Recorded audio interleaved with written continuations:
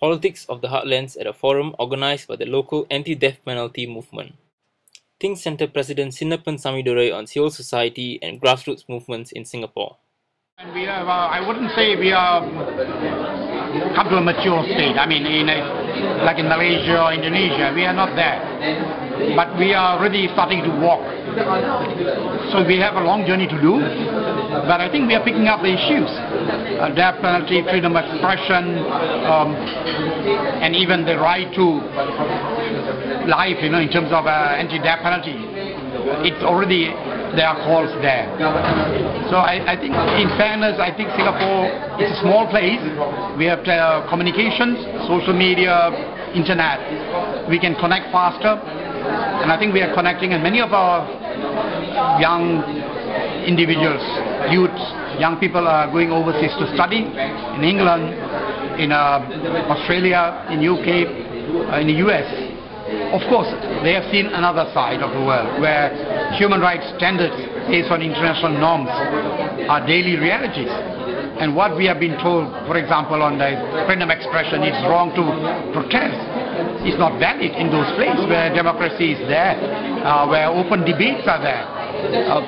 So I think there's an openness in the young people, and they have lost the fear that has been imposed in the 60s or 70s. Those born in the 80s do not have the same fear that I had in my youth when I was 70 years old, whether I would be under ISA, whether I would be arrested, whether I would be put up in a lockup. My parents, everybody will tell me, don't do that, no, you'll be arrested, you'll be in trouble. I think today's youth are no more in that stage. Okay. And I think that is where the hope is. But also there's some people who would say that Singaporeans tend to care more about, I was just talking to Ravi, care more about the economy, care about jobs. They don't, as in human rights, democracy is not at the forefront of the media agenda, not at the forefront of discussion. What do you have to say to that? I think that's a wrong interpretation of human rights. As I've said in the papers before last week, cost of living is a major problem here. And in fact, economic, social, cultural rights are part of human rights. We cannot divide it.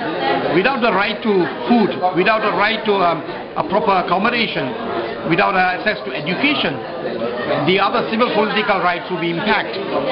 For example, if you have very low pay, no minimum wage in Singapore, and you are earning $700, and as a parent, you need the money for your HDB flat, your minimum food, water, electricity, you need 1,200 to 1,500 with small kids. What would you do? You work long hours, 2 jobs. Where would you have the time to think, to talk? You are exhausted by the time you go, and you neglect your children. Your children may get into a vicious circle. So to divide this itself is wrong. Somehow we have said civil political right is separate from social cultural rights. In fact, both are important, both are equally important. Okay. And in Singapore, actually, they said we do a trade-off. We give you public housing, a better system, leasehold, and 90% of people are in public housing. You have a job, but we don't have minimum wage. We do long hours. But without the civil political right to express, hey, I don't have enough money, I don't have minimum wage, where would you have the possibility to freedom of expression? So that is why in India, in Calcutta in 1940 and 1960s, there was a situation where there was sufficient food, but people did not have money to buy the food, and they were dying out of hunger. They couldn't express it. So without the freedom to express, you can't say what is wrong in the system, what you need, what you want the government to do. So equally, I think we should balance that. But are you optimistic about the future of civil society in Singapore, prospects in the next 5-10 years? Definitely. I'm very happy just seeing the electoral process now and how the youth are reacting. Definitely the young people are awakening. And I think my children would not tolerate what I tolerated in the 70s, for example, or in the 80s. I think it's no more just about survival, just about food, and just being quiet to pay a price to work 12 hours, for example. I don't think the youth will accept that anymore. They want to say in decision making. They want more openness, more space for expressions, artistically and otherwise. I think they want to say, they want to participate in decision making. And I think they will participate in political. They are not really naive anymore to say that they are politically non-partisan. They can participate in politics. They can even be a citizen. As a citizen, you can participate. You don't have to join a party to participate.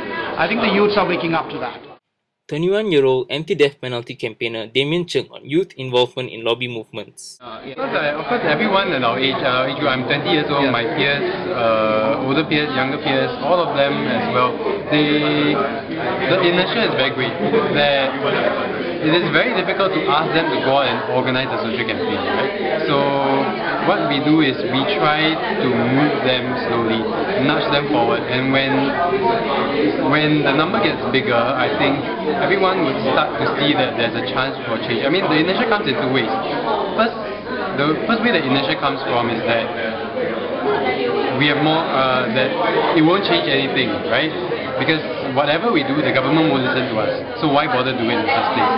The second inertia that comes from is that, I mean, there are more important things in life, like my studies. Some of them are distracted with Facebook, games and all that. And the stories do not come to them. So, in order to counter the first way, the first problem that I mentioned, what I believe is that as long as we start getting the numbers going, we start building a greater community, we start building the numbers, and when people see that there is a chance for change, then they will start to join the movement and they will land force the movement, because Singaporeans, honestly speaking, always want to see chances of success before they embark on a journey. So we first have to make that first breakthrough, that very first breakthrough. When people see that there are chances of success, then I think more people come forward after that. And of course, the second way is just to tell them the story. I think Wee Kong's story touches all of us, especially because we are all youth.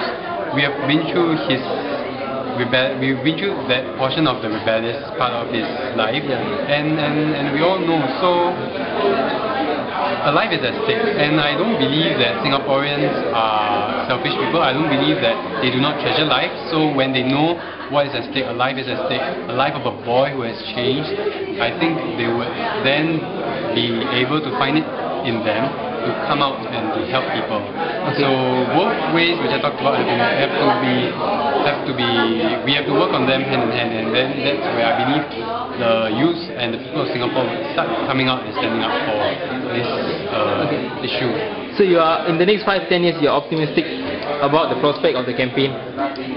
I would say so, especially because of social media and how we spread the word. I mean, to be honest, I don't think this audience would happen so easily, because if it was not for Facebook and social media. I mean, our page itself has gathered us quite a following, and it can only get bigger as we get people to spread the word. So yes, I'm optimistic, and because I believe that all of us have the ability to think, and we have it in us, and we have that moral value to know what is right and what is wrong. So as long as we spread the message and we spread it well, which is made easier to the internet, I believe yes, change can happen. Okay, thanks a lot.